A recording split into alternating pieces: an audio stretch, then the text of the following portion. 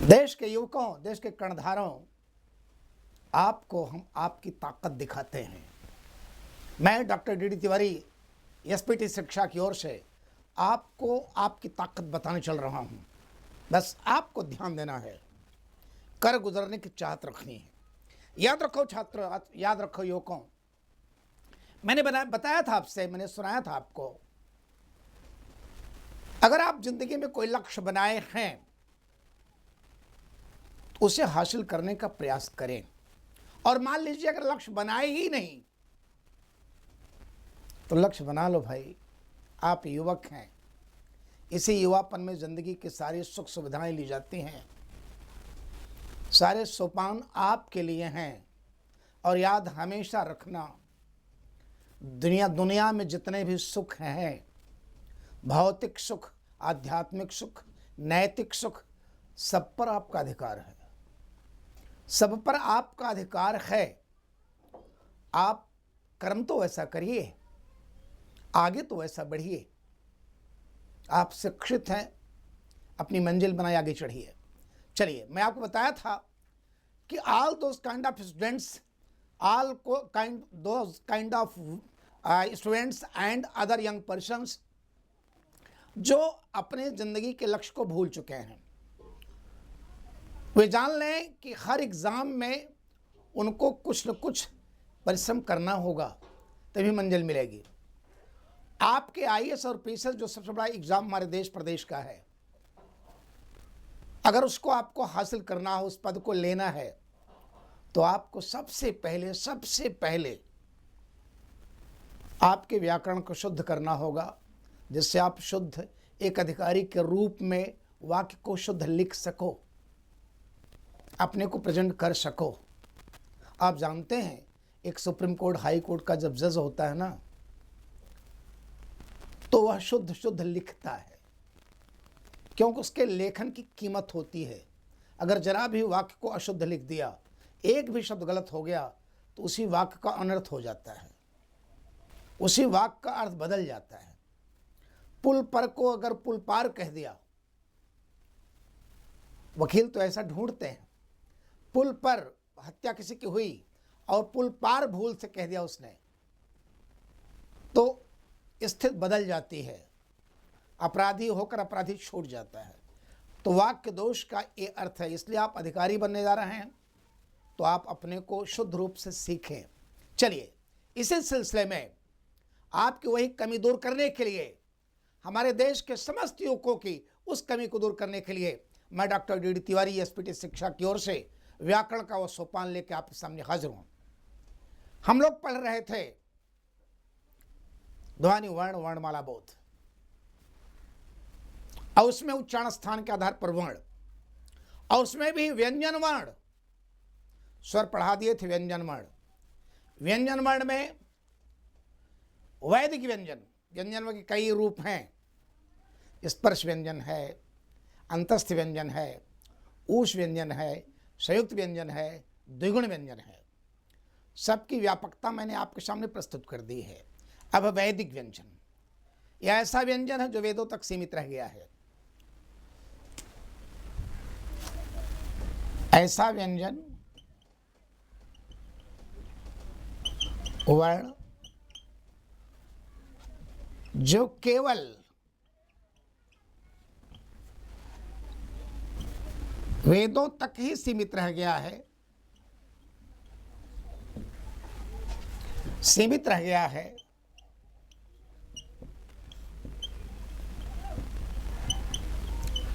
हिंदी में जिसका प्रयोग नहीं होता है,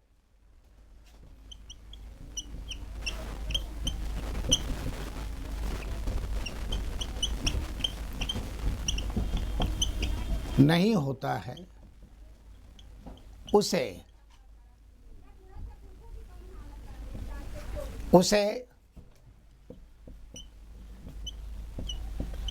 वैदिक व्यंजन कहते हैं।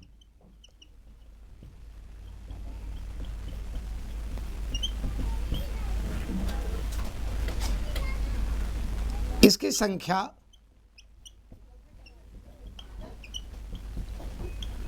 1 है। यह है, याद रखो, यह वर्ण है वो।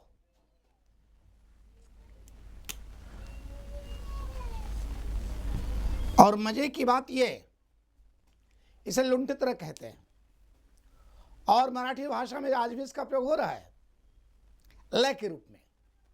जैसे पोलिश, मुंबई पोलिश लिख देते हैं ऐसे, लिखिए नोट।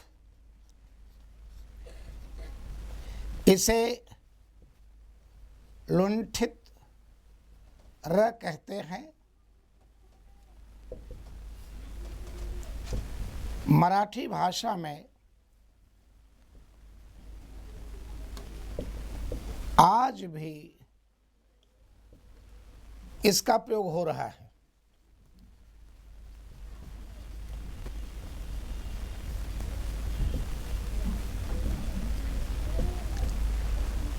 याद रखिए, आप जब हमारे देश की जो सबसे प्राचीन भाषा मानी गई वो वैदिक संस्कृत है, क्योंकि इसके पहले साहित्य मिला ही नहीं है।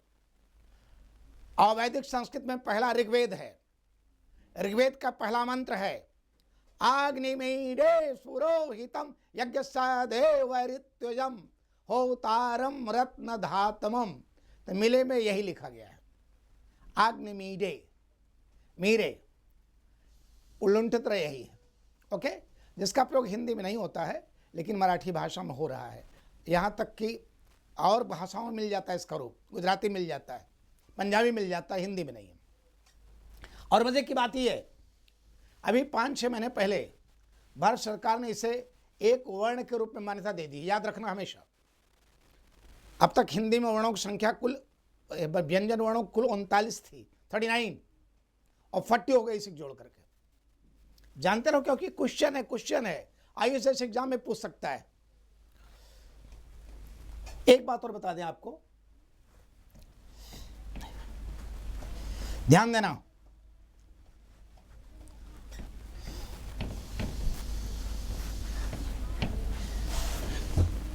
कुछ नोट लिखिए। नोट नंबर 2, हिंदी में फारसी भाषा के 5 वर्ण हैं। याद रखो, हिंदी में फारसी भाषा के 5 वर्ण हैं। हिंदी में फारसी भाषा के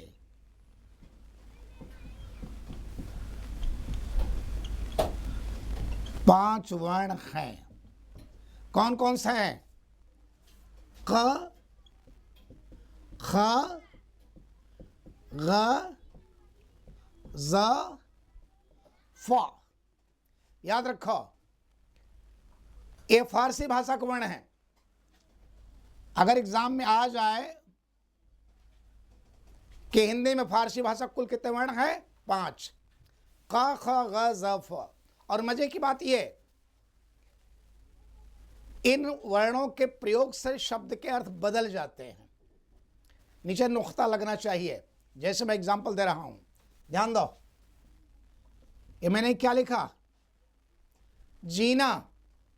जीना माने जीवित रहना, जीना यहाँ, मरना यहाँ, इसके सिवा जाना कहाँ? आपने गाने में सुना होगा।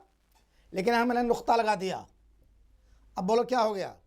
जीना। जीना माने सीढ़ी। जीना माने सीढ़ी। जैसे आप लोग कहते हैं कि आज सलमा मुझसे मिलने जीने पर आई, जीना। जैसे देखिए मैंने क्या लिखा, बोलिए। खुदा। खुदा माने गॉड नहीं, भगवान नहीं। इस खुदा का मतलब हुआ खुदाई करना।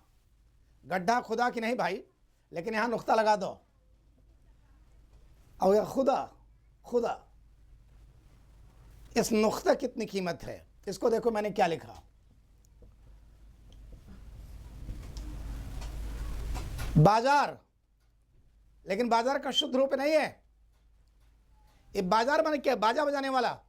यहां नुक्ता लगा दो, बाजार। अब हो गया फारसी का शब्द, नुक्ता लगाने पर बाजार शुद्ध हुआ। अगर आपने एग्जाम में बाजार ऐसे लिख दिया, वह बाजार जा रहा था, आपने, अब आप सोच, आप IAS बनना चाहते हैं, लेकिन मां कसम अपनी आदत को सुधारना नहीं चाहते। अगर आपने जीएस में लिख दिया कि खिलजी की बाजार व्यवस्था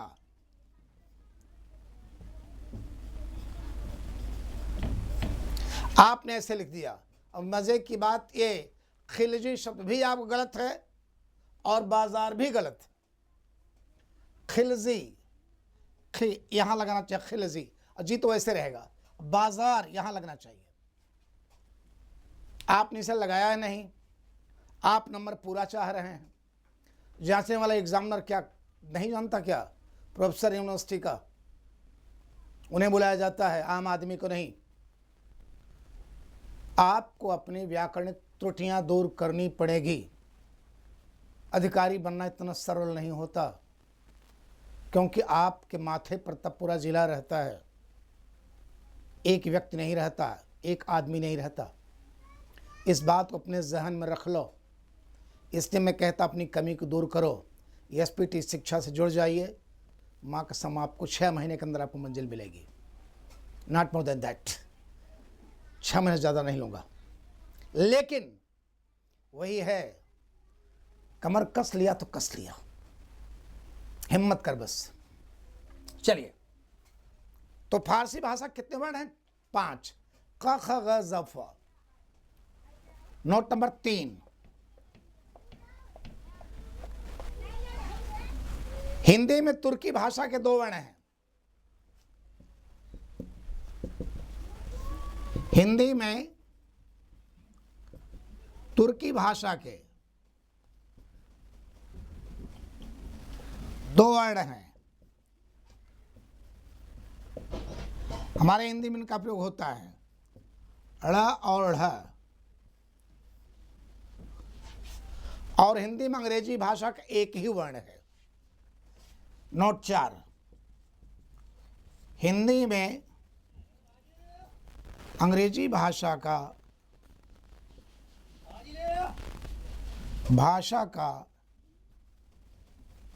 एक वर्ण है।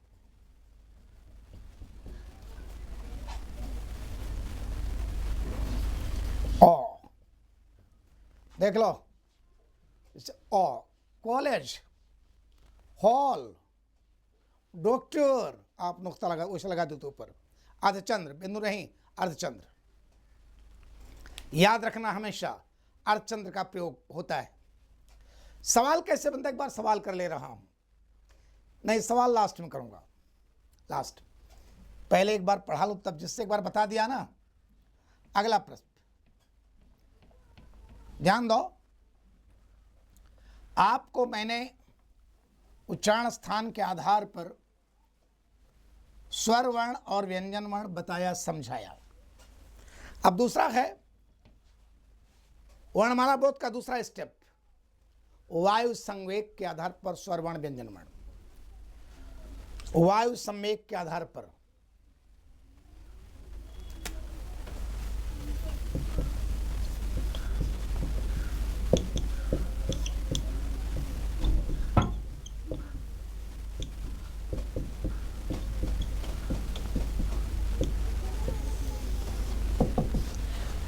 वायु संवेग का मतलब क्या होता है? वायु माने हवा, मुख से हवा निकालना या खींचना, नाक से हवा निकालना या खींचना।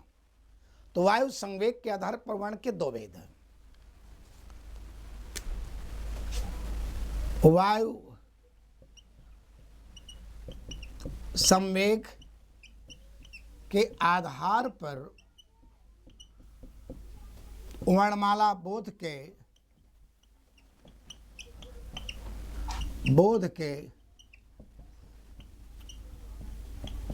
2 रूप हैं। पहला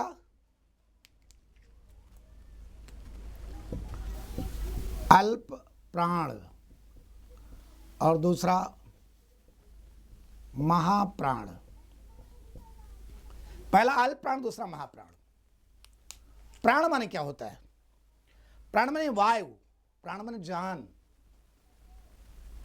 प्राण, उनके प्राण निकल गए, जान निकल गई। तो जान से क्या मतलब? वायु, हवा। हवा लेना आदमी बंद कर दे, मर जाएगा अपने आप।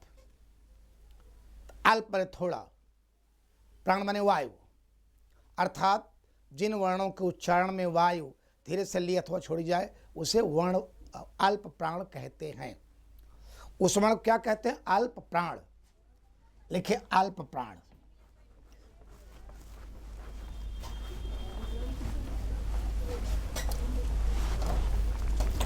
अल्प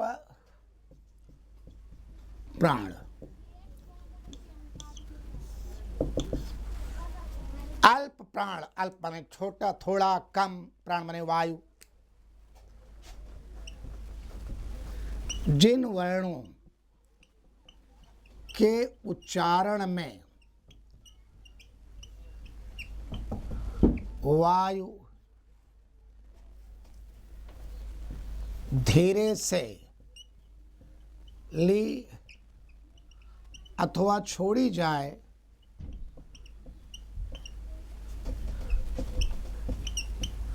उसे अल्प प्राण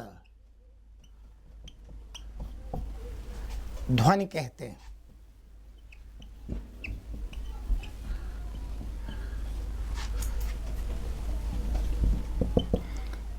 अल्प प्राण निम्नलिखित हैं। अल्प प्राण वर्ण निम्नलिखित हैं।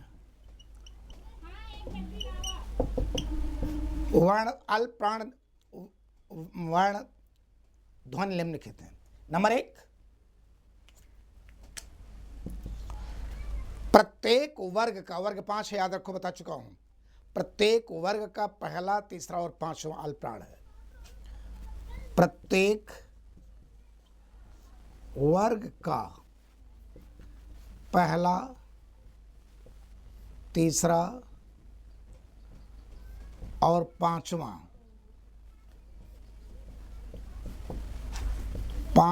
वर्ण अल्प प्राण है। जैसे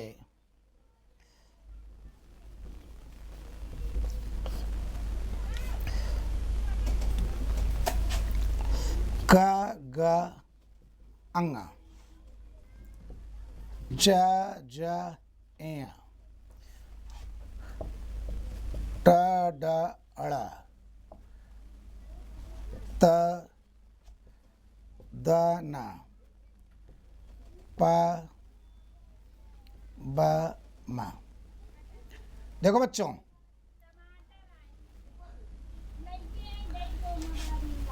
वर्ग कितने हैं? 5। कवर्ग का क, ग, अंग, चवर्ग का च, ज, इ, पहला, तीसरा, पांचवा, और तवर्ग का ट, ड, ड़, और तवर्ग का त, द, न, और पवर्ग का प, ब, म। ये क्या है? अल्प प्राण। अल्प प्राण माने इनको बोलने में, इनका उच्चारण में कम टाइम लगता है। अल्प में थोड़ा, वायु माने वायु, हवा। दूसरा है,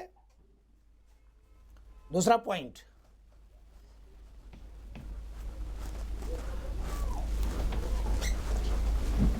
इसी में दूसरा,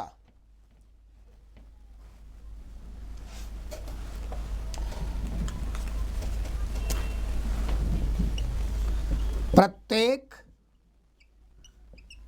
अंतस्थ व्यंजन अल्प प्राण हैं।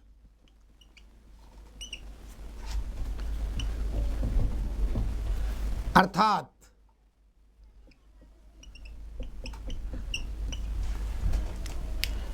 यारलावा, यारलावा, ये अल्प प्राण। क्लियर? यारलावा। और याद रखना, प्रत्येक स्वरवर्ण भी अल्प प्राण है। अगला पॉइंट, तीसरा, प्रत्येक स्वरवर्ण अल्प प्राण हैं। अर्थात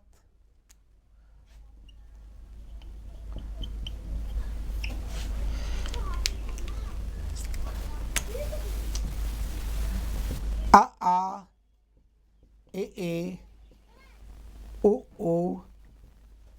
अरे ए ओ औ। लेकिन बच्चों एक बात और दिमाग में रख लो कि पहले के विद्वान स्वर वर्णों को अल्पप्राण महाप्राण नहीं मानते थे, दोनों कोट में नहीं रखते थे, लेकिन आज के विद्वान इसे अल्पप्राण मानने लगे हैं। अगर मान लो एग्जाम में आ गया निम्न में कौन अल्पप्राण महाप्राण दोनों नहीं है, तब मान लीजिए पुराने विद्वान की बात पूछिएगा, तब आपको लिखना यही स्वरवर्ण को लिखना पड़ेगा, नहीं है ये, दिमाग में रखे रखो। कभी कभी एग्जाम में पूछ देता है निम्न में कौन सा अल्पप्राण महाप्राण नहीं है, अब तो वही स्वरवर्ण या दे दिया व्यंजन वर्ण स्वरवर्ण संयुक्त व्यंजन ऐसा करके दे देगा, तो स्वरवर्ण नहीं माना जाता। लिख लो उसको भी, नोट नोट लिखिए।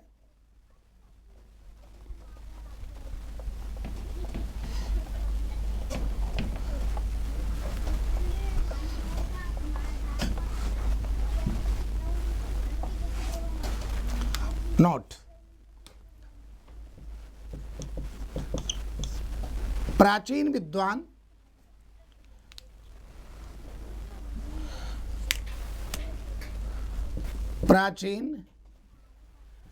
विद्वान स्वर वर्णों को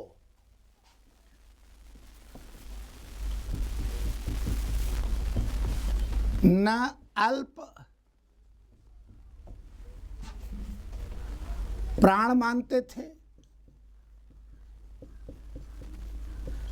और न ही महाप्राण मानते थे।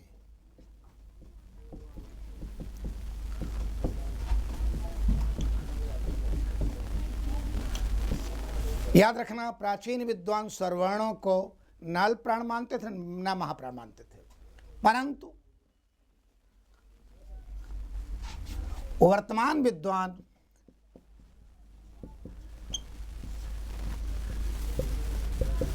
स्वर वर्णों को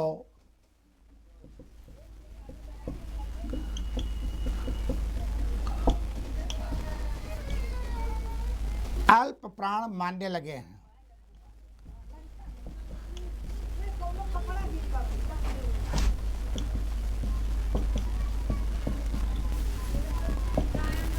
देखो बच्चों, मैं आप लोगों को बता दूं, बहुत गहराई से बता रहा हूं।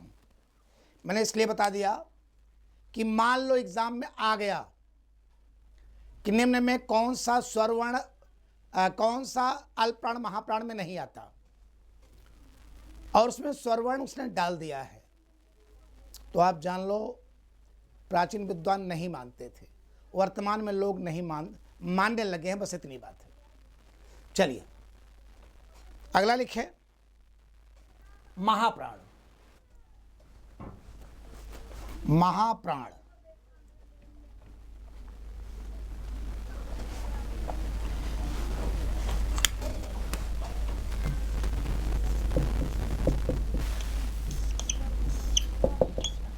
महाप्राण माने महा माने ज्यादा, प्राण माने वायु, अर्थात जिन वर्णों के उच्चारण में वायु तेजी से ली अथवा छोड़ी जाए।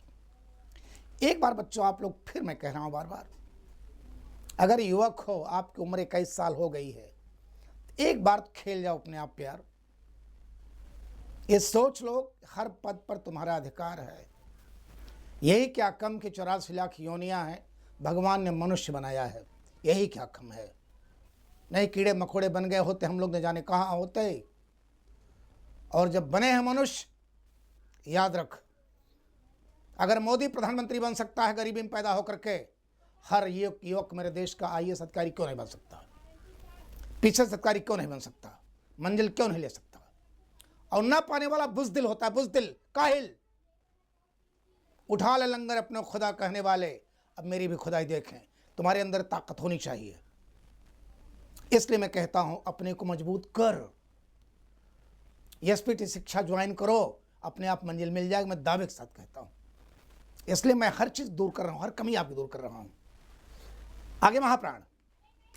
महा माने अधिक, प्राण माने वायु। जिन वर्णों के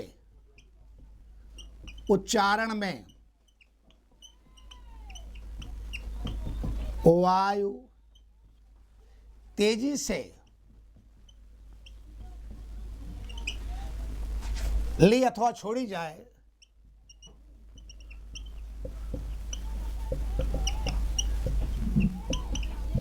उसे महाप्राण कहते हैं।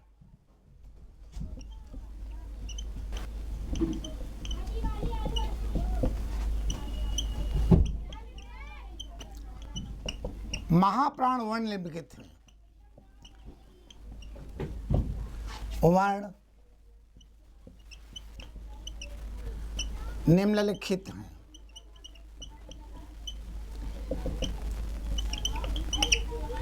नंबर 1,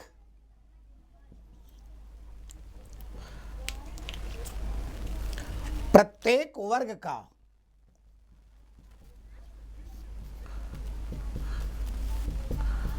दूसरा और चौथा वर्ण महाप्राण है।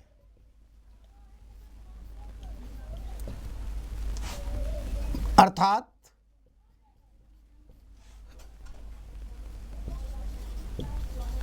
ख घ छ झ ठ ढ थ ध और फ भ। याद रखो, वर्ग 5 हैं। प्रत्येक वर्ग का दूसरा और चौथा। ख दूसरा है, क ख चौथा, ग घ घ चौथा है। ऐसे छ झ ठ ढ थ ध और फ भ। अच्छा, मजे की बात बच्चों, ये ना अंग्रेजी में भी ऐसा होता है। अंग्रेजी में भी ऐसा दिखाई पड़ता है। जैसे मैं समझा दूं, जैसे क है, क की स्पेलिंग क्या है? के ए। और मैं लिखा ख, इसकी स्पेलिंग क्या है? के एच ए। के एच ए, एच माने हवा, वायु। वैसे ग है जी ए और घ जी एच ए, माने आपको एच आगे लग ही रहा है। तो अल्पप्राण महाप्राण, अल्पप्राण महाप्राण, ऐसे क्रम होता है। All the language of the world is circling this का स्टेटमेंट्स। दुनिया की सारी भाषाओं में ऐसा रूप दिखाई पड़ता है। इसी से अगर आप देखें, गीत बनते हैं, राग बनती है, एक बार नहीं खींचते फिर खींच देते हैं। दूसरा है, इसमें दूसरा है, दूसरा पॉइंट,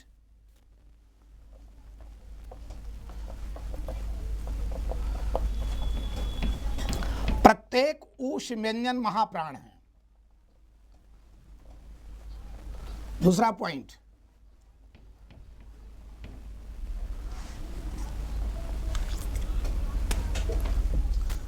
प्रत्येक ऊष्म व्यंजन महाप्राण है।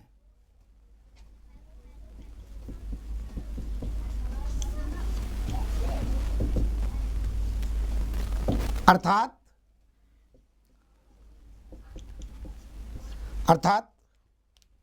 श श श श श श ह, इनकी गणना महाप्राण में की जाती है। ओके, अब वर्णमाला बोध का तीसरा स्टेप है, थर्ड स्टेप। वो क्या है? तारत्व या प्रकंपन के आधार पर वर्ण।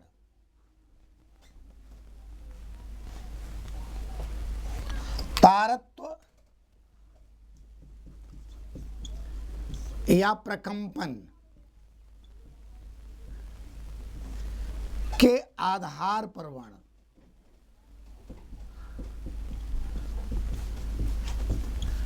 तारत्व या प्रकंपन के आधार पर वर्ण। याद रखना, तारत्व या प्रकंपन के आधार पर भी वर्ण के दो ही भेद हैं। तारत्व या प्रकंपन के आधार पर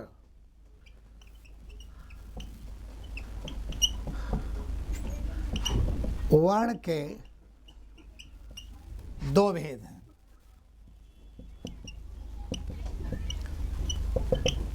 पहला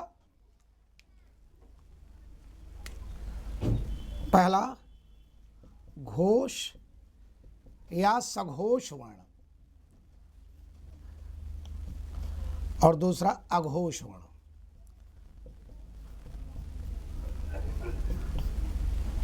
पहला घोष या सघोष वर्ण, रुक जाइए, दूसरा अघोष वर्ण।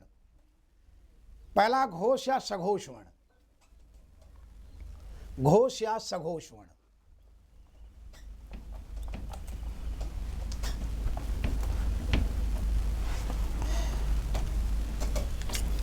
घोष या सघोष वर्ण। घोष माने क्या होता है? तारत्व, कांपना, तारत्व या प्रकंपन, कांपना माने जिन वर्णों को उच्चारण में ध्वनि कांपे, घोष या सघोष वर्ण कहलाते हैं। दिमाग रखे रहो, ध्वनि कांपे उसे घोष या सघोष वर्ण कहते हैं। ओके, चलिए इसकी चर्चा हम लोग करेंगे। अब आपसे एक सवाल, please see side of me. इसका क्षेत्र बहुत व्यापक है, उसको समझाएंगे हम। एक सवाल आपसे करता हूं, please send your answer without any hesitation. सवाल है, प्रश्न है, प्रश्न,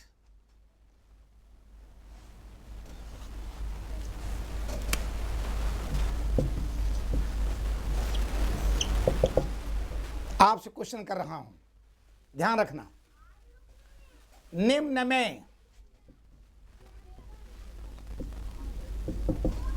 में फारसी भाषा का वर्ण है ए,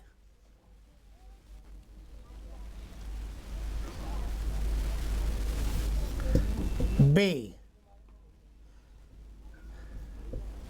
सी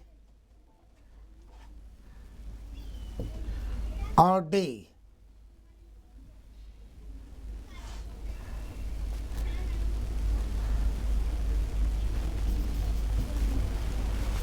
निम्न में फारसी भाषा का वर्ण है, और इसका उत्तर आप लोग एसपीटी शिक्षा पर कल तक भेज दीजिएगा।